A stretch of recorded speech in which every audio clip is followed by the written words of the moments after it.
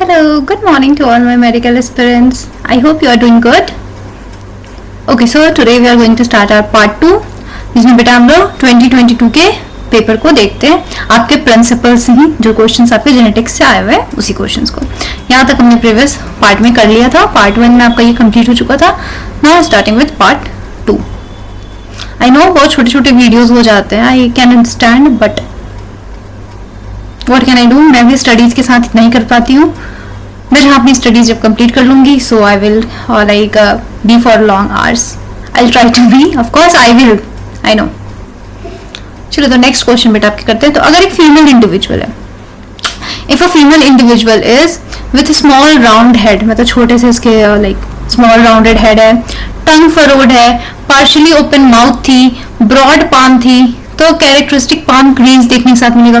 साथ ही साथ उसके फिजिकल, साइकोमोटर और मेंटल डेवलपमेंट भी रिटायर है।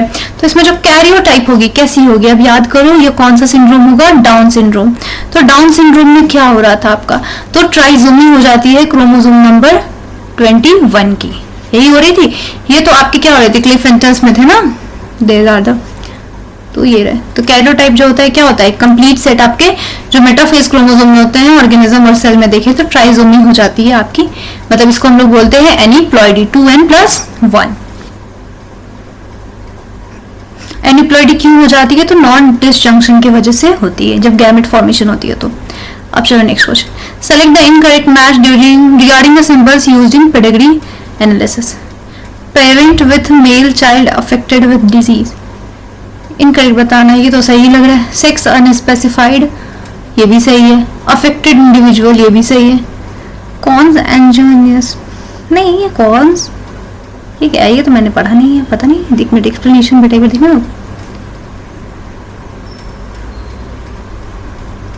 अच्छा ये तो मीटिंग बिटवीन रिलेटिव को दिखा रहा है ना, बट यहाँ पे ये गलत दिया है, तो this will be the answer. मतलब यही बेसिकली नहीं है, मतलब एनसीईआरटी में ये दिया ही नहीं है, इसलिए देखा सा नहीं लग रहा है। So next question. अब एक नॉर्मल गर्ल है हुज मदर इज हीमोफिलिक, उसकी मदर क्या है, हीमोफिलिक है। शादी किससे होती है, मेल से। कोई भी एंसेस्टर हिस्ट्री नहीं है उनका हीमोफीलिया का। तो पॉसिबल फिनोटाइप्स क्या होंगे ऑफ स्प्रिंग के। तो अब देखो एक नॉर्मल लड़की है जो कि हुज मदर इज, मतलब उसकी मदर हीमोफिलिक थी और शादी करती है, मैरीज अ मेल, मतलब मेल के साथ जिसकी शादी होती है, उसको कोई भी ऐसा एंसेस्ट्रल, मतलब मेल के फैमिली में कोई नहीं था, बट फीमेल हीमोफिलिक थी। तो क्या पॉसिबल फिनोटाइप्स होगा, तो haemophilic son and haemophilic daughter. क्या हीमोफिलिक सन और डॉटर दोनों होंगे, जरूरी नहीं है। हीमोफिलिक आपके बेटा ये सन एंड कैरियर डॉटर, हाँ डॉटर कैरियर हो सकती है क्योंकि फादर से उसके पास एक जीन आएगी ना। और हीमोफिलिक सन, सन के पास जो फादर से आएगी वो कैरियर रहेगी, और मदर से जो आएगी वो क्या रहेगी, आपकी डिजीज कंडीशन में रहेगी। That means there will be chances. और इसमें आपकी फिर क्या, नॉर्मल डॉटर और नॉर्मल सन, हाँ हो सकते हैं। तो ये आपकी कंडीशंस क्या है, पॉसिबल है। ओके मतलब ज्यादा चांसेस किसको होगा हीमोफीलिया होने का, आपके सन को होगा, क्योंकि if you remember this is x linked disorder है ना, रिसेसिव, वो भी रिसेसिव वाली थी। ठीक है, देखो इस क्रॉस को ऐसे समझ सकते हो, ये क्या है आपके नॉर्मल मेल है, ये फीमेल है, जो कि ऑलरेडी क्या है, मदर हीमोफिलिक रहती है। तो बनेगी क्या, कैरियर डॉटर बन सकती है, हीमोफिलिक सन बन सकता है, नॉर्मल डॉटर बन सकती है और नॉर्मल सन बन सकता है। तो इस तरीके से क्रॉस करके आप इजिली समझ जाओगे इसको। तो ये सिंपल सा ये भी क्वेश्चन है, बहुत डिफिकल्ट ये भी नहीं है।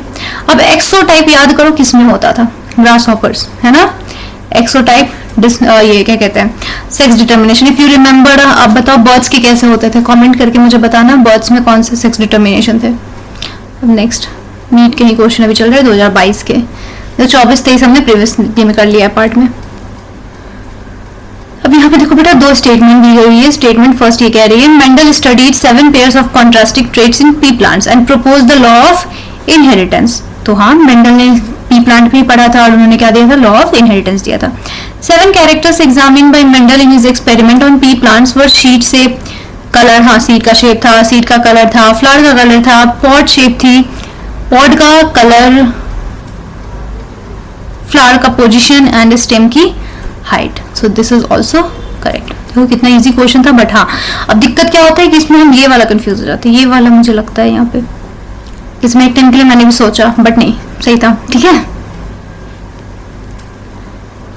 अब next question, which of the following occurs due to presence of autosome linked, अभी 2022 के चल रहे ना, which of the following occurs due to the presence of autosome linked dominant trait, इसमें से कौन से हैं जो आपके लिंक्ड ऑटोसोमल लिंक्ड डोमिनेंट वाले हैं। डोमिनेंट अगर आपको याद होगा बेटा तो हमने जितने भी पढ़े उसमें रिसेसिव ही ज्यादा थे, बट एक मायोटोनिक डिस्ट्रॉफी एक पहले ही एनसीईआरटी में दिया हुआ होगा, that is one is the dominant. जैसे अगर याद हो आपको हीमोफीलिया एक्स लिंक्ड रिसेसिव थी, थैलेसीमिया ऑटोसोमल रिसेसिव होती है, सिकल सेल आपकी ऑटोसोमल रिसेसिव होती है, ये आपकी ऑटोसोमल डोमिनेंट होती है क्योंकि ये हमारी किसकी वजह से होती है, ऑटोनोमल लिंक्ड डोमिनेंट ट्रेट की वजह से ये होती है। नेक्स्ट क्वेश्चन, यहाँ पे फिर से दो असर्शन रीजन दिया है। Mendel's law of independent assortment does not hold good for the genes that are located closely on the same chromosome, यही तो बताया था उन्होंने, जो क्लोजली अरेंज्ड डज नॉट, हाँ तो नहीं, ये तो नहीं बताया था ना, तो that is correct. Closely located genes assort independently, closely located जो पास पास जो जीन रहते हैं वो एक दूसरे से इंडिपेंडेंटली असॉर्टमेंट उसको करते हैं, ऐसा कुछ तो नहीं बताया, तो दैट इज नॉट करेक्ट। ठीक है, तो ओके ये सोचेंगे।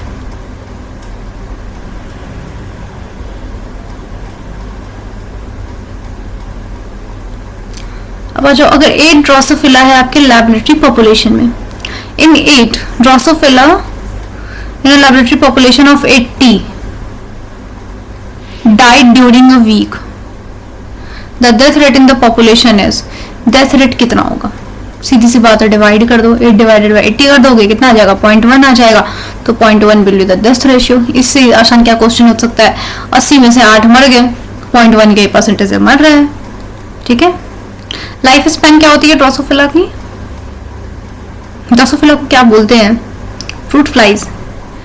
अब देखो नेक्स्ट क्वेश्चन है, अगर कलर ब्लाइंड फीमेल शादी करती है एक मैन से, whose mother was also colour blind, मतलब एक कलर ब्लाइंड फीमेल है, ठीक है, this is the female who is already colour blind, एक लड़के से शादी करती है जिसकी मदर कलर ब्लाइंड थी, मतलब इसकी मदर भी कलर ब्लाइंड थी, the chances of her progeny having colour blindness, जो चांसेस होगा वो क्या होगा।